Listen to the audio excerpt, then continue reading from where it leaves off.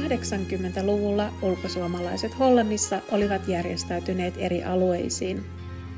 Niin, yksi viikonloppu vaan, voi kaiken muuttaa kokonaan. Ei siitä oli muun muassa Keski-Hollannin ja Itä-Hollannin ryhmät, jotka kokoontuivat jonkun kotona Keski-Hollannin naisten piirissä sekä Rotterdamin kirkkotoimikunnassa heräsi ajatus laajasta joukkojen koolle kutsumisesta. Oi Amsterdam, Amsterdam, koin tunteen suurimman Amsterdam. Yhteydenpito niihin aikoihin oli paljon vaikeampaa kuin nykyisessä tietoyhteiskunnassa. Ei ollut internettiä saati sosiaalista mediaa. Vuoden 1989 maaliskuussa kansainvälisen naisenpäivän aikoihin vietettiin ensimmäiset suomalaisen naisenpäivät Hollannissa. Päiville kokoontui 60 suomalaista naista Pynnikissä kuuntelemaan ja tulemaan kuulluiksi, ymmärtämään ja tulemaan ymmärretyiksi. Päivillä pohdittiin suomalaista identiteettiä ja todettiinkin, ettei ole yhtä oikeaa suomalaista identiteettiä. Osa osallistujista oli tuonut mukanaan tekemiään tauluja, käsitöitä, koruja ja veistoksia. Handmade in Holland by Finnish ladies. Näin Pirkko muistelee.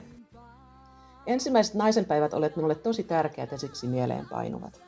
Muutin pysyvästi Hollantiin joulukuussa 1988 ja vierailin Merimieskirkolla heti ensimmäisten viikkojen aikana. Tutustuin tyttiin Tuuliin, Maria-Liisaan ja silloiseen merimiespastorin vaimoon Eijaan.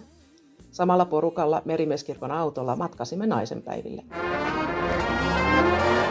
Eniten on jäänyt mieleeni se, että vaikka paikka oli vaatimaton retkeilymaja, oli tunnelma lämmin ja sisarellinen. Taivaalle mä pyynnön kuiskasin, kävisivät pian tuulemaan. Tuuli, tuule sinne, missä muruseni on. Leiki hetki hänen hiuksillaan.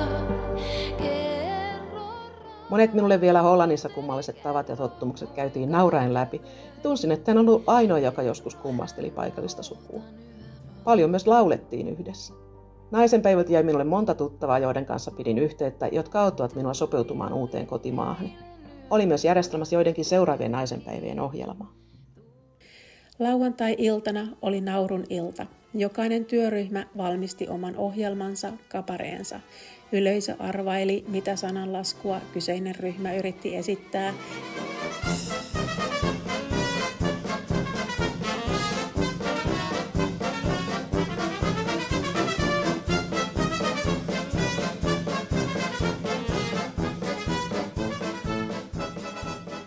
Näin Päivi muistelee. Sen täytyy olla 90-luvun alkua, kun ensi kerran törmäsin käsitteeseen suomalaisen naisen päivät. Kielen nälkä oli suuri ja kirkon kautta kuulin naisten päivistä, jolle ilmoittaudun heti, kun oli mahdollista. En edes muista, missä päivät silloin olivat, mutta hauskaa oli.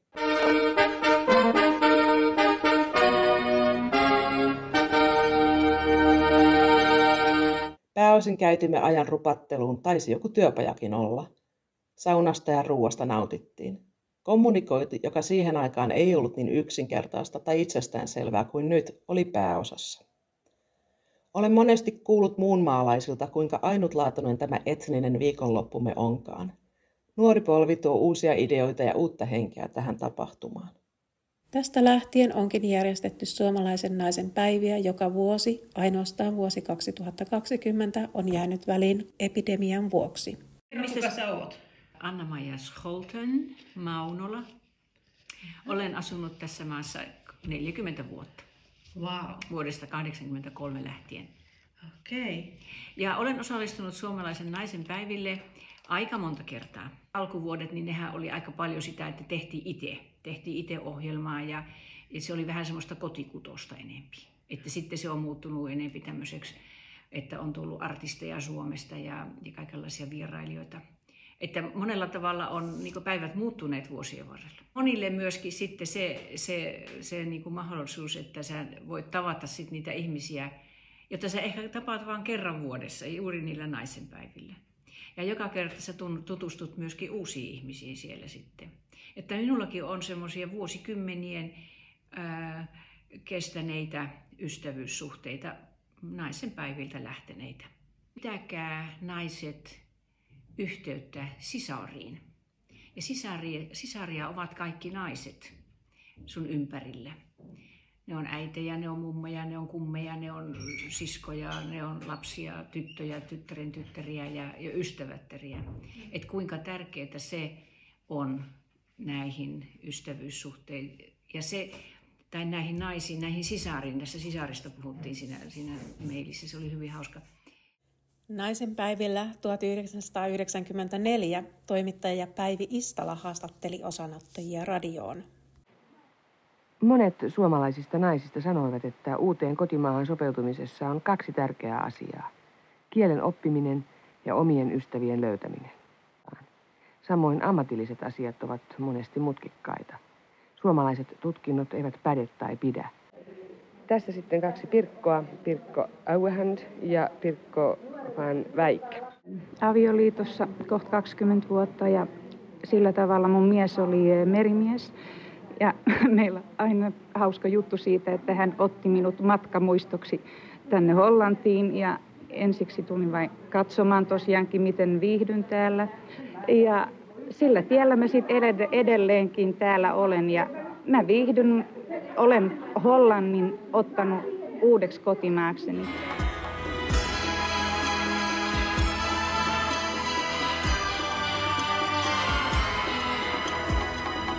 Tapahtuman kasvaessa yhteisen ohjelman lisäksi mukaan on tullut erilaisia työpajoja pienemmissä ryhmissä. On ollut taiteita, tiedettä ja urheilua. Opittu vaikka numerologiaa, harjoiteltu kauneudenhoitoa tai keskusteltu tärkeistä aiheista.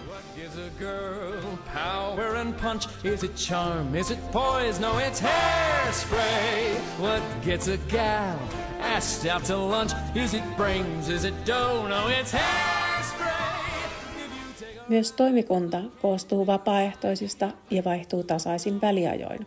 Toimikunnan tehtävät on jaettu eri vastuualueisiin riippuen kunkin henkilön vahvuuksista. Ilman toimikunnan työtä näin isoa tapahtumaa ei syntyisi. Kun alkuaikoina päivistä tiedotettiin Merimieskirkon johtoloistolehden kautta, on 2010-luvulla perustettu nettisivut ja vähitellen tiedotus ja ilmoittautuminen on siirtynyt sitä kautta tehtäväksi. Samoihin aikoihin on alettu myös kokoontua ja tiedottaa ajan hengen mukaan sosiaalisessa mediassa. Virallinen yhdistys Stichting Finnish Women's Day Netherlands perustettiin vuonna 2015 helpottamaan avustusten hakua ja maksuliikennettä. Silloin on suunniteltu myös sekä yhdistyksen että tapahtuman virallinen logo.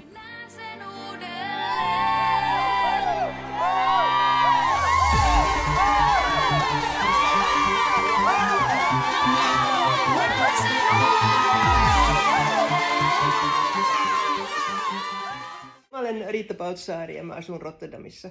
Asunut vuodesta 1977. Eli milloin olit ensimmäistä kertaa naisenpäivillä? Tiedätkö, mä olin jopa ensimmäisellä naisenpäivillä. Mä en edes tiedä, minkä takia mä lähdin sinne, mutta taisi olla niin, että Rotterdamista kaikki lähti silloin sinne. Että haluttiin järjestää jotakin tapahtumaa koko Hollannissa asuville suomalaisille naisille. Aikoinaan, kun naisenpäivät järjestettiin, meillä oli 2 kanavaa, josta niitä kommunikoitiin. Se oli Avisia ja johtoloisto. Et siihen oli tärkeää saada ajoissa se ilmoitus ja siinä piti olla sitten teema ja puhujien nimet. Ja ihmiset päätti sen perusteella, tuleeko ne naiset. On se hienoa, että joka vuosi löytyy ryhmänaisia, jotka niin kuin järjestää tämän arpajaispalkintojen hankkiminen. Niin siihen on mennyt varmasti hirvittävästi aikaa. Oli yksi ihminen, joka etsi hotellin, koska hän oli muutenkin matkoilla Hollannissa ja yksi ihminen, joka oli vastuussa niistä sponsoreista. 90-luvun lopulla on alettu tuomaan esiintyjiä Suomesta ja tämä suosittu tapa on jäänyt näihin päiviin saakka. On ollut niin inspiroivia puhujia kuin muusikkojakin.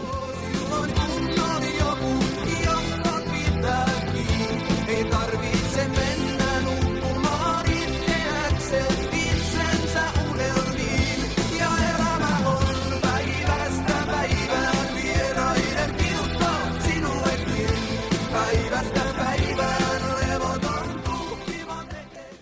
Lauantain iltajuhlasta ja siihen liittyvästä teemasta on muodostunut odotettu osa viikonloppua.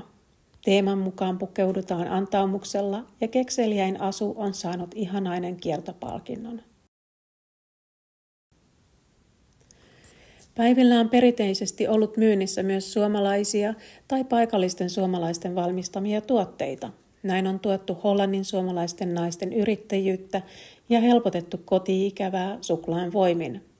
Myös käsityön harrastajat ovat voineet esitellä tuotteitaan. Kirjapöydälle osallistujat ovat voineet tuoda suomenkielisiä kirjoja vaihtoon. Hei, mikä sun nimesi? Tanja Rasti. Ja missä sä oot tullut tänne? Mä oon tullut Lontoosta tänne. Onko tää sun näkäkerta täällä? On joo. No mites muuten oot tykännyt niin kun ohjelmasta? Mun mielestä ohjelma oli tosi kiva, että senkin takia mä niin kun tulin tänne, mä vilkaisin sitä ohjelmaa ja mä ajattelin, että tämän ohjelman on kasannut joku, joka ymmärtää tapahtumista, joka ymmärtää, että sitä ei saa laittaa liian täyteen, mutta että siinä pitää silti olla sellaista jotain mielenkiintoista juttua. Mä oon itse tehnyt tapahtumia ja organisoinut tämmöistä, niin mä heti huomasin, että tää on hyvin taidokkaasti tehty ohjelma. Mitäs bileet eilen? Bileet eilen oli tosi kivat. Mä senkin huomasin, että kun on naisia, naisia melkein pelkästään, niin kaikki tanssii. Ja ihan koko illan, että siinä ei ketään istu sitten oikeastaan muuta kuin ehkä vähän huilaamassa välillä. Just. Joo.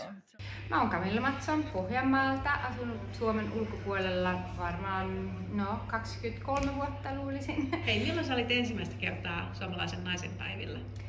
Mä luulen, että se oli 2018. Silloin vietimme 30 vuotta naisten päivää. Niin siellä oli paljon porukkaa, 130 naisia. Ja me saatiin champagnea aamulla ja se oli minusta tosi kivaa.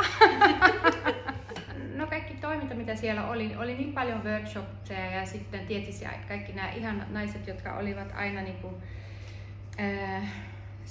niin samantyyppisiä, niillä oli samat intressit ja niitä samoja ongelmia tulee vastaan. Niin on aina kiva puhua niiden ihmisten kanssa, kun tietää, minkälaista se on, kun ruisleipää ei löydy tai jos ihmiset ovat outoja. Niin sitä ei melkein tarvitse puhua, niin kaikki joo mä tiedän, eikö ole kamalaa. Oletko sä huomannut, että naisenpäivät olisi muuttunut nyt tänä aikana, kun sä oot ollut niillä muutamilla kerroilla? No mitä mä oon huomannut tietysti koronan jälkeen, on, että on vähän vaikeampi saada ihmisiä kasaan. Ja mä oletan, että SMP:llä on sama, mutta muutenkin muualla on, koska jos se maksaa, niin se on aina liian kallista ja sitten ihmisillä on nyt niin paljon, mitä niiden pitää tehdä koronan jälkeen, kun on jäänyt tekemättä. Plus, että ehkä ne menee se aika, mihin sitä aikaa käytetään, on tullut tärkeämpi. Suomalaisen naisen päivistä on tullut yli 30-vuotisen historian aikana pysyvä osa Hollannissa asuvien naisten elämää. Tapahtumien suosio vuodesta toiseen vahvistaa, että tällaiselle kokoontumiselle on yhä tarvetta.